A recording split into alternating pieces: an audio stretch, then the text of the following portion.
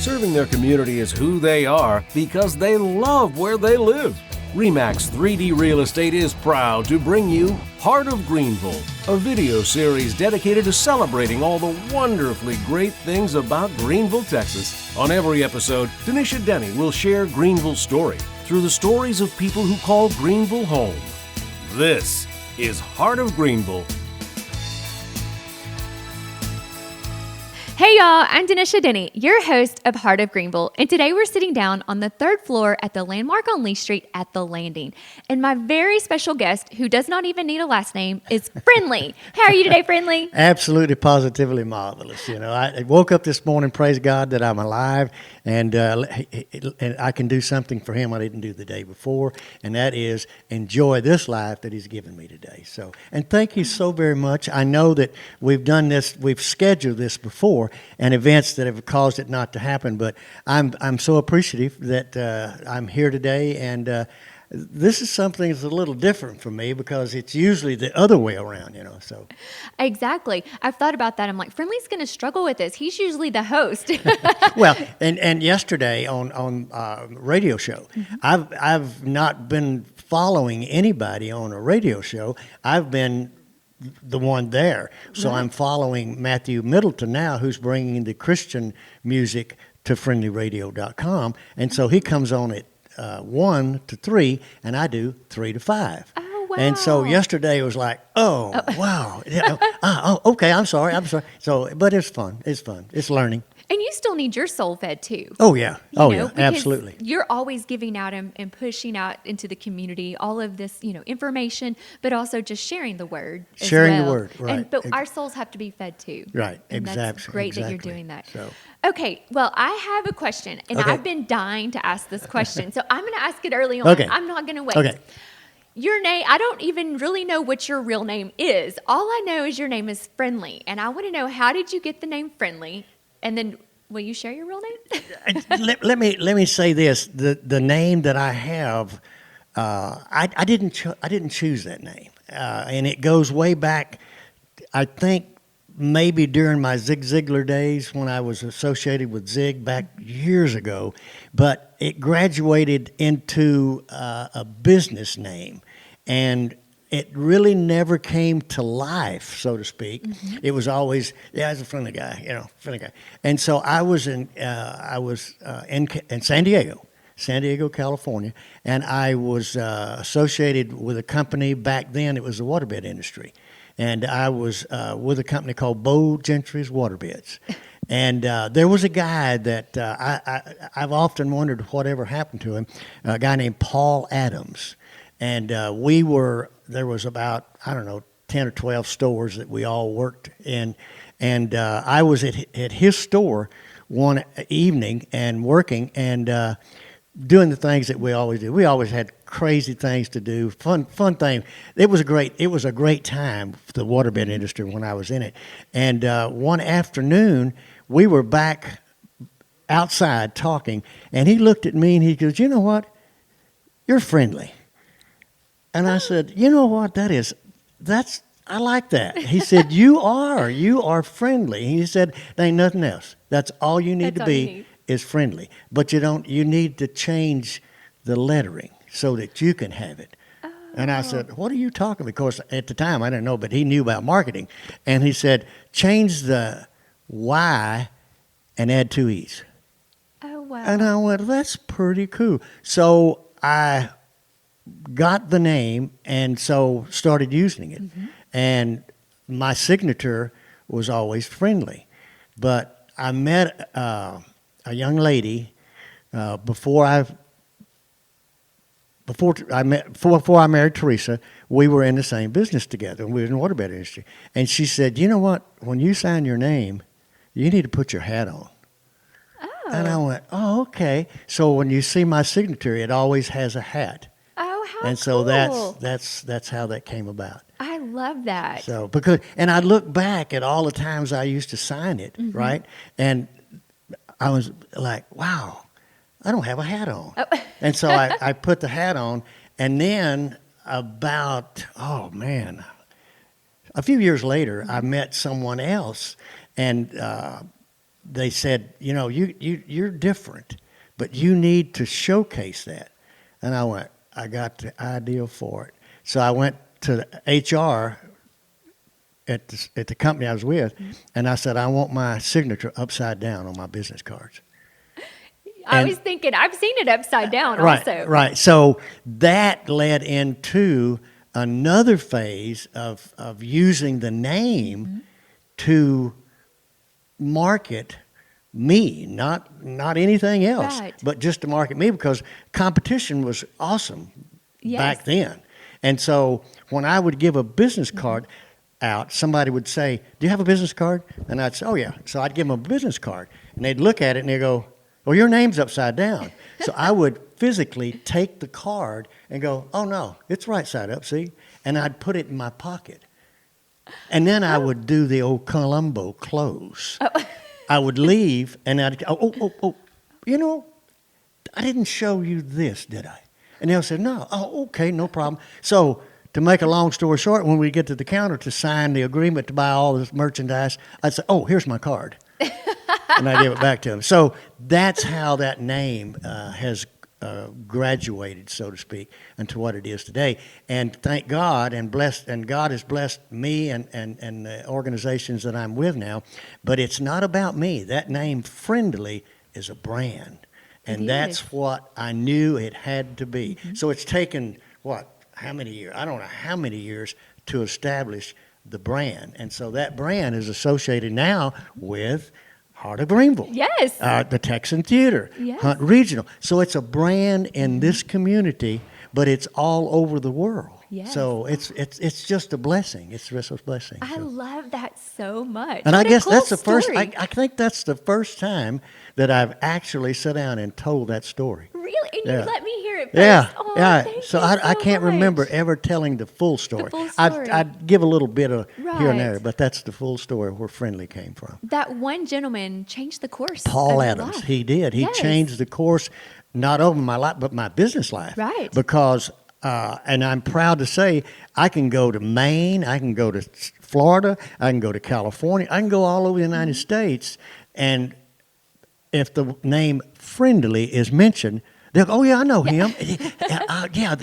What happened? And so I have those moments and all those friends all over the world. That it's wonderful. That's so special. It That is. makes like every place almost feel like home. It is. Every Because place is. they know your name. I've never went to anywhere where I've been a stranger. I've never been. And I've never seen you without a cowboy hat on. No, if I don't have the hat on, I'm going to have a ball cap. A ball cap. And usually my ball cap is my veterans cap, my Army cap. Oh, yes. So, and that's a part of life. Another part of my life that it came and went. And so everything comes and goes, comes and goes. So were you in the service? Yes, in the Army. I was in the Army from thank you so much. 1965, thank you, to 1972, Wow. United States Army. There's two numbers you never forget in your life if you're a man. And that is, if you were in the service, you know your Social Security number and you know that service number, US 54370461. Bing! Whoop. It's there.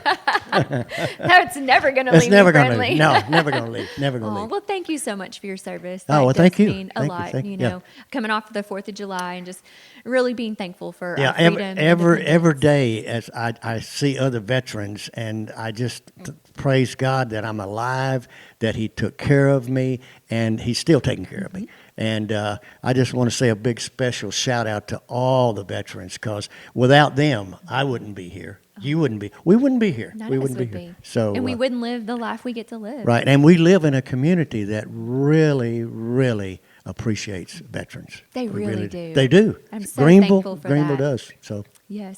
So you mentioned you sold waterbeds, oh yeah. which I'm trying to match that up with you, Friendlee. I just can't do it. Did you grow up in San Diego? No. or- I was born in Texarkana. Okay. And raised in Kermit, Texas. Okay. Until I was in the 9th grade, and my mother remarried, and we moved to Mansfield, Louisiana.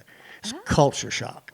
I bet. from no humidity to 100% humidity, as far as the weather goes. But I'm proud to know that I've been able to influence and have an influence on other people's life. And people say, "Well, how long you been doing this?" And I went, I don't know. I don't never count. Right. So, So but tell me this then. You were in San Diego. San Diego and waterbeds. And how old were you roughly? Because that was a Oh. pivotal moment in your life where Friendlee yeah, I was developed. probably 30 in my 30s. In your 30s? In my 30s. Okay. In my 30s. So how did you get from San Diego to Greenville, Texas? Well, that's where Teresa comes in. Okay. Yeah. So I was living in San Diego and was working for Bo Gentry's Waterbeds, and then they went away, so to speak, and then another guy came in and opened up a business, and I worked for him for a while, and then I got out of the waterbed selling waterbeds and got into waterbed insurance. Now that's a whole nother story there. But Teresa was working at one of the waterbed stores, and a friend of ours wanted me to meet her because they had been telling her about me, and they had been telling me about her. And I went, okay, this is one of those blind dates set up. I ain't going for this. So they had it set so that I would go to the store and be a customer. Okay, and so when I went in that day, Teresa tells a story that in waterbeds or in furniture or whatever, or car sales, you're an up. It's your up. Right. So when I came in, our friend Art said, "Hey, Teresa, it's your up." And she goes, "No, I just hadn't." He said, "No, it's your up." So he was the manager, and she didn't want to argue. So she said, "Oh, whatever." So she came up to me and then started asking me, who I was, and started asking questions about. So you knew going in, though, what you were doing. Oh, yeah. I was shopping her. You were shopping Yes, her. because she had just basically begun to sell. She had been an apartment manager for Caldwell Banker for years in San Diego. And then when she went to work selling waterbeds, Art figured that she needed to know something that maybe I could help her with. And so I started popping questions to her, and going from one bed to the other bed, just one bed to the other bed. And she stopped right in the middle of it, and she said, "You know what, I don't know who you are, but you ought to be called Popcorn because you're popping from one bed to the other." So I laughed, we laughed. And then I guess shortly after that, I called her and found out, that she was divorced, had two boys, and we just became good friends, and the next thing you know, we were dating, and then on Super Bowl, that was our first date. We went to Super Bowl in San Diego. You went to the Super Bowl? Well, I didn't go. We didn't go to the game. Okay. But I was at that time. Was a booking agent for a real good friend in San Diego who worked for the radio station, and he had a flatbed show. A show that it was mobile. Oh. So I would book different things, and so he asked me, "Have you got everything set up for the Super Bowl?" And I said, "Yeah, it's everything set." And I said, "But I'm bringing somebody." He goes, "Who?" And I told him. He says, "Oh boy, this ought to be good." So we went to the Super Bowl party, okay, and we were outside, and the NBC, all the camera, everybody was there, Oh, wow. And so this guy came up to me, and he had the camera. It was CBS. I saw CBS on it, and he was looking for somebody in that eye contact. And so when he saw me, he probably thought that I was somebody else, because back then my hair was down to here, and the beard and everything, and a lot of people thought, "That's Willie Nelson. That's Willie Nelson." I can see that. So he come up to me and he says, "How are you doing?" And I said, "I am doing just phenomenal, great." And he said, "Well, it's been a while since I've seen you." And I said, "Hey, been a while since I've seen you." He said, "What are you doing here?" And I said, "Taking care of a little business right here. And this is my good buddy over here is going to put on a show a little later on, Big Al Turner, and the KSON Flatbed Show." That was a radio station. And he says, "And who is this young lady?" And I said, "Well, this is my date tonight. And here, I'll just give the microphone to her and let her tell you." And so she going, she's on national TV, and she goes, wow. "Teresa, go down and blah, blah, blah. Here, take this microphone." So that was an introduction for me to her, because this is the way it's going to be. I Right. mean, wherever I go, people know me, or they Yes. think they know me, and it's such a great compliment that they do. Yes. And all from about 1967 until present, it's always there, because people think that I'm somebody that I'm not. And there are stories. Oh, Dennisha, I can tell you stories about Nashville, me in Nashville, me in Well, tell Austin. me some of these stories. Well, the one story that really I like to talk about is and to this day, I do not know the person, but I mentioned Art Kersan. Mm-hmm. Okay, he and I were buddies. Him and I and a guy named Dallas Lamb. We all were in the waterbeds and everything. And so Art and I would go to different places and open up waterbed stores. Well, we were in Bowling Green, Kentucky. And we were working for a company called Country Boy Waterbeds. And we had come to Bowling Green to open this store. And the guy that owned the company, Philip Loxton, he wanted to know about a steakhouse in Nashville at the bottom of the Jefferson Street Bridge. It was the Jefferson Street Steakhouse. And down below was a bar, and all the artists in Nashville would go. I met Mel Tillis, you name them, they were there. Wow. David Allan Coe, they were there. Oh, and cool. Anyway, so Philip comes to Art and I one night, and he said, "Here, boys," and he gave us $100 a piece, and he says, "Head on down to Nashville when y'all get off.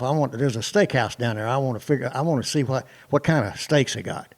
And we said, okay. So we get down and we go to Nashville, and it's probably 7 or 8 o'clock in the evening, and we go to this Jefferson Street Steakhouse, and there's big steps going up to it, and we get up to the door and open the door, and just as we start opening the door, this big, huge, tall guy, he opens the door and he goes, "Where have you been?"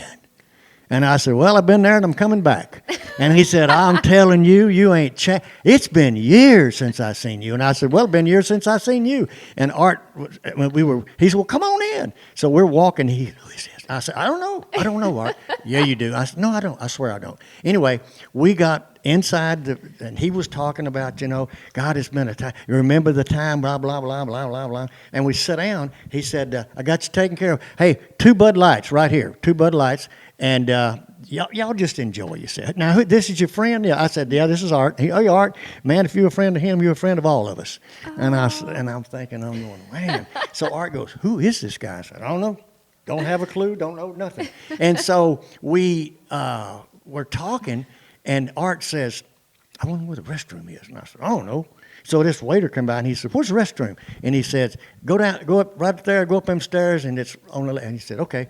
So Art goes, he leaves. I'm sitting there at table drinking the beer, people coming by and say, "How you doing?" "Doing good." And so the next thing I know, Art says, Friendlee, how'd you do that?" And I said, "How'd they do what?" He said, "Friendlee, that picture up there, how did you get in that picture?" I said, "What are you talking about?" He come on. And so we go up, and there's a wall. It's probably this big. And right there is this guy who was the owner of Mario's. Now it's called Mario Steakhouse in downtown Nashville. Is Mario, and then there was another guy, and then this drop-dead gorgeous woman. She was beautiful, and standing, and between her and this guy, me. Was you? No, it wasn't me. I mean, it was identical. But it looked like you. I mean, everything. Hair, hat, everything. Really? And between us, there was a white-faced heifer and then some other guy. And I'm sitting there looking at it, and I get up there, and I'm back and forth, and Art says, "How'd you do that?" I said, "Art, that's not me." He said, "Friendlee, that's you." And I said, "No, Art, that's not." He said, "That's got to be you." I said, "Art, no." So I looked at it. We went back down, and I come back up, and I looked at it again. I go, man, they always say you got a double. Right. Well, to make a long story short, this guy was an awesome dude. I mean, I'd go in. Did you ever meet him? I never met him. I never met him, but I never paid for beer when I lived in Nashville. I was at a barbecue place, BB's Barbecue, and what's his name? The tall guy with the Righteous Brothers. Anyway, he's in line, and I'm in line with another person. We're sitting there talking, and he turns to me and he goes, "How you doing?" And I said, "I've been doing good." He said, "Man, a long time." I said, "A long time." I said, "Have you eaten here before?" And I said, "No." He said, "This best, this best." He says, "Man, it's so good to see you again." I said, "You too, you too." Turned around, walked off, and didn't. He thought that I was that guy. Was that guy? And so I never really knew who the guy. I never met him. Never met the guy, but. That is so wild. It is. And there's story after story after story that involved me. They think that it was me. That it was you. all good. Everything was good. Everything was. One night. That cracks me up. You just rolled with it, though. Yeah, I did. I just rolled with it. And I told, when Art and I said, "Hey, I don't know where this is going. Let's just do it. Just do it." Because that was something that I learned from Big Al Turner. He said, "Friendly, there's two things you always want to do." And I said, "What's that?" He said, "Go with the flow, and when you hear that click, be in front of it." Oh. That camera, you know. So that camera. I said, yes. "Okay." So that's one story, but there are story after story. God has put me in places I shouldn't be. I should have never been. So. You seem like you really have a strong relationship with God. Where did that come from in life? Like, how did you build that relationship with God? when I was, I'm going to drink go some ahead. aerobic water. Well, it's not aerobic water anymore. It's a water event. So. There we go. It's good water. I was raised by my mother and stepfather, but my mother instilled in me that before you do anything, you need God. Mm-hmm. And so I accepted Christ as my Savior and was baptized when I was 16 years old. I was just like a lot of other people. I was on that road, but that road that he and I were on together, I kindly detoured and got away, not away from God, but I got away from what I knew I should be doing. But it was all about different things, and so that's where I am, and that's where I am. That my God is first, because it's faith. Family, friends. That's it. And my business partner, Gabe Medina, when we shook hands and knew that this was going to be a venture, we agreed. Mm-hmm. God, family, friends. And it's been that way ever since. And that's me. That's me. And when I came to Greenville, we moved here in 87, 89, I forget the exact, Teresa knows all those dates. But we left here and went on a 2-week vacation to Colorado. We never came back. Oh, really? Just stayed up there. You just stayed there? Just stayed there. Went to work at a furniture store and had a furniture store, American Bed and Furniture in the mall in Durango. Had that for a year. And then we came back because her mom and dad had moved here from California to Emory. Okay. And so we came back, and I was working for Combined Insurance Corporation. And when we came to Emory, I just didn't want to do that no more. Mm-hmm. So I quit doing that, and I was fishing because we only lived a mile from Lake Fork. So that was convenient. So one afternoon, Teresa goes, "Have you decided what we're going to do?" And I went, "As what?" She says, "Have you looked at the bank statement lately?" And I went, "No." She says, "You should." And I went, "Oh, okay. So you're talking about employment, right?" She goes, "Yes." And I said, "Okay." So anyway, I came to Greenville. I think it was 94, 95. I can't remember the exact year. I should. But anyway, I came to Reap's Furniture. Oh, yes. Because I knew furniture. Furniture. So I thought, well, who's the biggest? Reap's Furniture. Reap's. So I went and was talking to Larry, and he saw my resume, and my resume, he said, "I have never seen a resume like this." And I said, "What's wrong with it?" He said, "Nothing, but you don't need to be selling furniture." I said, "Why?" And he said, "You need to be in radio." I said, no, radio, I've been around radio, but no. He said, yeah, you do, because this radio station here needs somebody. I said, what? He said, yeah. So I go out, and Paul Stenstrom was the GM at that time. And the first person that I met, I became friends with, and she's just like a sister to me, Mary Stanfield. Oh, yes. I love that woman. She helped me more in radio than anybody that has I ever. But anyway, I went out there, and when I walked in, Mary told me later on, she goes, we thought Willie Nelson was coming in the building. And I said, yeah, I know. And she goes, oh, I know. I said, I need to fill out an application. She goes, okay, yeah, we got an application. And I said, she said, after you fill it out, you can talk to Paul. He's the general manager. And I said, okay, no problem. So anyway, I filled out gave her my resume and filled out the application and everything. And she said, if you just wait a moment. And I said, okay, no problem. So he came out and he goes, so you want to be in radio, huh? And I said, no, not really. He said, what are you doing here? And I said, well, there's a businessman in town said that I need to be here and you needed help. And he said, who is that? And I said, Larry Killian. Oh, yeah, Reeves Furniture. And I said, yeah. He said, okay, well, let me look at this. And he said, just consider this an interview. And I said, whatever. So I left and went back home. And that was on a Tuesday, I think. And I got a phone call the following day. And he said, hey, this is Paul Stentz from no, it was Mary. Mary called me and wanted to know if I would come in for a second interview. And I said, nope. One and done. And she goes, do what? And I said, no, not really. She goes, hold on a moment. So Paul gets on the phone. And he said, Friendlee, this is Paul Stenstrom, the general manager of KGVL, KIKT. And I went, yeah. He said, you went here and put an application in. Yeah. And you don't want to come in for a second interview? And I went, no. He said, why? And I said, well, why would I want to come in for a second interview? Because you've already found out who I am on the first interview. He said, yeah, but I've checked your resume, and we need you. And I said, that's all I wanted to hear. So I came in, and when I came in, I told him, I said, you know what? You ain't hiring just anybody. I said, because I need to put down roots. My family's here, my wife's here, my mother-in-law. Roots are here. I need roots. And he says, okay. He says, what do you want? And I said, I want a box of business card with a blank business card, with just a radio station where I can put my name on them. He goes, okay. So I got a box of business cards, went home, Teresa and I put my name on everyone. Had about 500 of them. And wow. You wrote them, and you wrote them upside down, didn't you? Yes. And I went to every business in Greenville.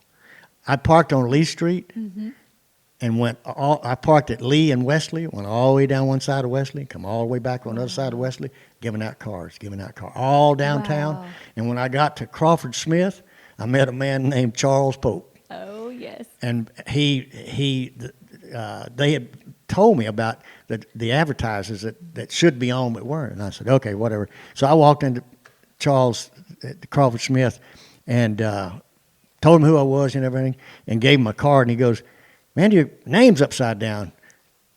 No, it ain't. It's right side up. Put it in. And so we got to talking. He said, how long have you been working at the radio station? I said, what time is it? And he said, and I said, okay. He said, I'll give you 6 months. And I said, you give me 6 months? What do I get after 6 months? He said, well, you won't be here. I said, really? He said, yeah, that's about how long they last out there. Okay, well, okay. Challenge accepted, Yeah, right? challenge accepted. And we became good friends. We became dear friends. I loved him. He was a wonderful individual. Taught me a lot about his business and what the history of Crawford Smith. And we got to be good friends. And we actually, I think, if I recall, I think that there was a gentleman, his last name was Day. And he had a business across the street from Crawford Smith, and him and Charles were trying to get something going downtown, getting people involved, merchants. And so, and the chamber at the time, Kelly, Kelly Hall. Kelly Hall. Kelly yes. Hall. Anyway, they formed Downtown Merchants Association. And so we started promoting business and everything. And then the next thing you know, it's Friends of Main Street. And so I feel like that I had an opportunity to do something for the community then. And then when Larry Green Jr. and Joe Weiss and Dustin, when they started Friends of Main Street, the kind of Threadgill concert series, I became involved with that because I was at the radio station. And so it kept building the name, the name, the name, the name, you know. And everywhere I'd go, you know, yeah, I know that you're that radio guy. You're that radio guy. And it is such a compliment. Even now when people introduce me, hey, this is Friendlee. He has a radio station here in town. And it's like, Okay. All right. So the brand is what I've worked on. I haven't worked on. It just kind of fell into place because God's plan for me, we're in His plan. Right. We're in His plan, and I'm part of His plan, and that part of the plan is to make sure that name is a brand that people can associate with and know that there's good. Yes. That there's good. Because we don't advertise bad news. We don't do bad news because there's too much good news going on. I love that so much, and you've done such a great job. And Well, Friendlee fits you perfect. So he was right. He when was right. said Paul that. Adams was right. But this community has opened arms to me. I mean, I feel privileged to be here and to be and to have done the things that I've done to help with what I've done with other organizations. Was with Drug Free Greenville for many years, and the Lions Club for many years, and Judge Money still wants me back in the Lions Club. But I just have a great yearning to help people in the community. And then I was really got a big feather in my hat when Gloria Jordan came. I saw her one afternoon, and she says, "What are you going to be doing so-and-so on so-and-so?" I said, "I don't know." She said, "Well, you need to come to the Webb Hill Country Club." And I said, "What for?" She said, "You're going to be my guest at Rotary." She said, I said, "What?" She said, "We're having our Rotary annual banquet, and I want you to guest." And I went, I don't do that. She goes, "Yeah, you got to. You got to." And when Gloria looks at you like that and says, "You got to," you got to, you do Yes. it. So anyway, I was there. You know, a lot of people. I knew a lot of the Rotarians. You know, some of them I didn't know, and I met. And as the night went on, so it started. The banquet started, and so right at the last, they I forget Paul. What's his name? He passed. How long ago was it? It's been a few years ago. Okay. Yeah. Anyway, it got to the point, and it says, "Okay, this is the point of the banquet that we honor our Rotarian of the year." I'm looking around, you know, and they said, "Here's a man that came to Greenville, had a dream, and he's did this, he done that, and he's at the radio station." I went, "Wait a minute," and so. And he says, Bill Ralston. Oh, Bill. Bill says, yes. "Folks, I want to introduce you to Friendlee," and that's all you need to say. And so I was Citizen or Rotarian of the Year, or you might have even been our Friends of the Rotary. Friends of the Rotary. That's Yes. what. Yeah. I have my little placket still in my office at the house. Yeah. Yes. Yeah. So, Oh, but I've really been blessed. I've really been blessed. You have been. And I loved, I didn't even have to ask you, "Hey, Friendlee, what do you love about Greenville?" You transitioned to it perfectly. Yeah, it's a community that I've been in a lot of communities, Dennisha, all over the United States, but I've never been to one that is so giving as Greenville. They are giving. I mean, from our city leaders down to the person that's selling ice cream on a corner or whatever. These people are real. They're real people. They really are. Really. We have phenomenal people. And that's why I love doing the show and getting to hear stories like yours. And, I know that people have known you for years here, but now they're getting to learn more about you and getting to find out how your name came about. And Well, all of those fun and things. I have to say one thing. I have to brag about one time of our life, mine and Teresa's, is the time when we had the BAW.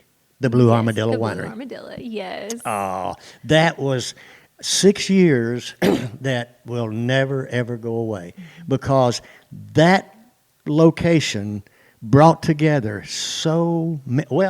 You and I. You and I. You and I. Yes. I remember. love the I Blue remember Armadillo Winery. Rose of Ivanhoe. Yes. The sweet wine. And then you loved it. And then you came in one day and you said, Friendly, I can't drink wine no more. And I went, what? I'm pregnant. I went, yay, yay. So I remember that. I remember that. But it was such a wonderful time. It wonderful. was. I loved going there. It- We talked about this before, but it was like the Cheers bar. The Cheers you bar. You walk in and Yeah, everybody knew your you. name. Everybody knew your name. It was so much and, fun. And then they had the porch people. Remember the people Yes. that would go out front? They wouldn't come inside, Right. but they go out. And there was like 20 or 30 of those. Those people are still friends to this day.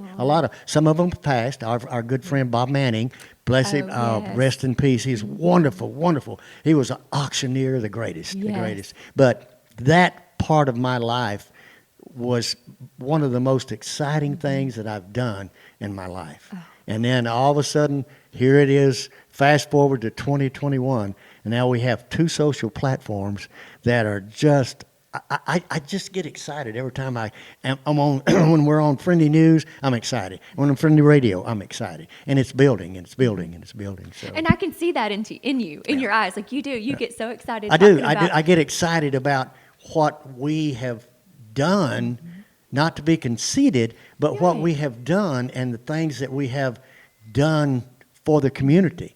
And so it takes me out personally and puts it all in perspective. It really does. And then there's so many stories. And somebody told me, said, Friendly, you ought to write a book. You ought to Yes, write a book. you ought to write a book. Write a book. And I said, yeah, but just my friends would read it. So I don't read. But I've Your had friends around the world, though, Friendly. I know. It's not just here. Yeah, it's I know. around the world. From Brazil to Argentina to Hawaii to Costa Rica, you name it. They're there. And I've had the opportunity to be able to help someone in life, movie stars, artists, recording stuff. I mean, it's just, that's what God has used me for. He's used me to introduce him to somebody Yes. else. You're a connector. A connector. He uses Right, you to connect. Right. Okay, Friendly, I said at the end of the show I was going to ask you to pick a random number between 1 and 20. 1 in 20. But here's the thing, I changed my mind. Because I have another question for Okay, you. okay. So you have a random question, but it's only for Friendly. Okay. So no one else is going to ever get this question. Okay. Here's your question. A lot of times when we're walking away, you will say, hey, keep it in your boot. What does that mean? And where did that come from? I knew you was going to ask that. I don't know why I knew that question was coming. You know, that tagline was back in waterbeds. Okay. Back in waterbeds. And I remember the couple that I waited on. It was a man and wife and two little girl daughters.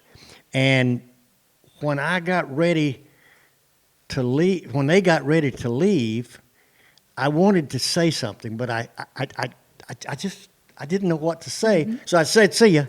And so I met 2 movie stars.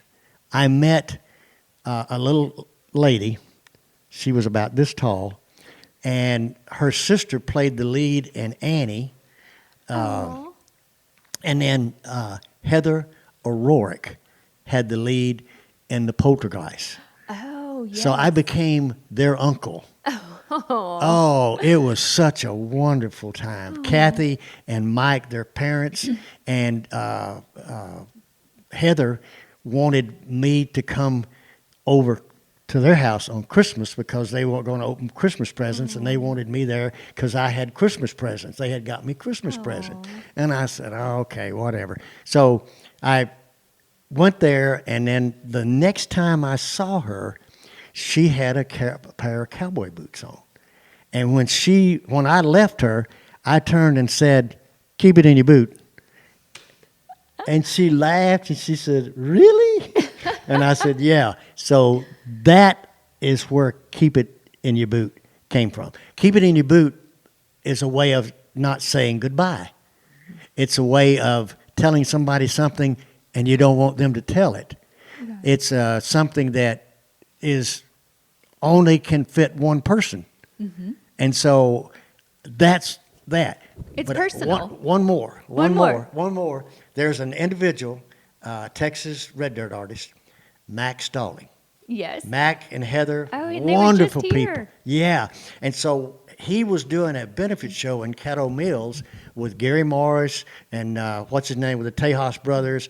And they were all over by the trailer and everything.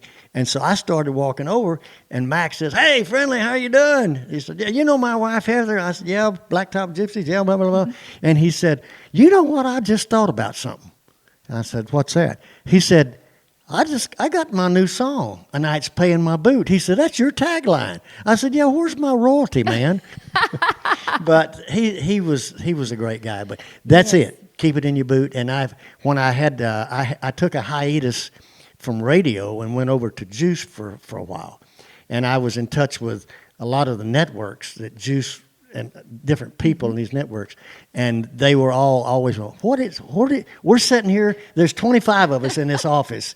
What is that? What is that? We can't figure it out. So I told them a little bit of the story, not the total story, but it's just something that it's always going to be associated with Friendlee. Yes. It's always. I love it. It's you always. have a beginning and you have an end. Right. And it's, I like what you said. It's not a goodbye. No. At all. No. Because when you say goodbye, whew, you may not ever see that person again. I know. But when you say keep it in your boot, you might and you might not. A little bit of mystery. I love that. Okay, Friendlee, I have something for you. Oh. You were going to come to our show for the Roadless Travel Yes. with Miss Kylie Fry. Oh, And Kylie you Fry. I were- love her. I know. Oh, she's such a It wonderful. was an amazing show. Yeah. But you weren't able to come. Nope. But Drew was able to get this for you. It's her set list on one side, Oh, wow. and she signed it. Wow, Drew. Thank you so much. Look at that. And I think she Girls. even wrote you a little note. Yes, she did. Hope to meet you soon. Kylie Fry. Kylie Fry. And it says Friendlee. Now, we didn't have her write it upside down. We should have done that. Oh, but wow. she Look at dated that for you. 325. Oh, wow. I will cherish this. This is going in the studio. Oh, good. This is going in the radio studio because this is wonderful. Isn't that Thank cool? you so much. You guys. You're This has so been welcome. so- We took it and had it framed Thank and you. wanted you to be able to keep that forever. Wow, that's the set list. Oh, man. And and every one of these songs, I know every one of them. so now you can go back and listen to that podcast and you Yeah. can hear that show and now Yeah. you'll know all the songs that she wow. sang and hear her stories. Wow, that is awesome. That is awesome. Thank you so very much. You're so And thank welcome. you for the invite. I know that we've wanted to do this for a while, and I have too. Yes. And it's such an honor to be able to be on camera and be talking about a place that you love, Yes. and that's Greenville. I love Greenville. Yes. And on my radio show, I'll tell everybody, hey, if you're living in a humdrum town and you don't like it, and everything, come on down to Greenville. And I'll quote Randy Tarpley. Yes, Greenville is a great place to live right now. it is. I know. So It is. I agree. Friendlee, thank you so much. Yes. Thank you for all that you do in our community and for our people. and you too. Thank you. So- Thank you. And it has been an honor and privilege to sit down with you. And thank you for sharing your stories. I loved getting to hear those stories. And there's more. Oh, I know. Someday. We could sit here forever. Yeah, I know. We could do this for all day. We Yeah, could. right. We could. So, But thank you so much. I just love and appreciate you so much. And Well. just, do I get to say it back to you? Keep it in your boot. keep it in your boot.